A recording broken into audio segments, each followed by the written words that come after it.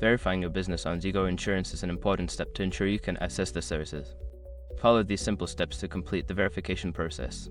Step 1. Create an account. Visit the Zego Insurance website and sign up for an account.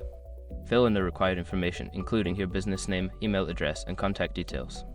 Step 2. Provide business information. Once your account is created, log in and navigate to the verification section. Enter your business details such as your registration number, address, and type of business. Step 3. Upload required documents. Prepare and upload the necessary documents for verification. This may include your business registration certificate, proof of address, and any other relevant licenses. Step 4. Submit your application. After uploading your documents, review all the information for accuracy. Once confirmed, submit your application for verification. Step 5. Wait for confirmation. After submission, you will receive a confirmation email regarding the status of your verification. This process may take a few days, so be patient while Zego reviews your application.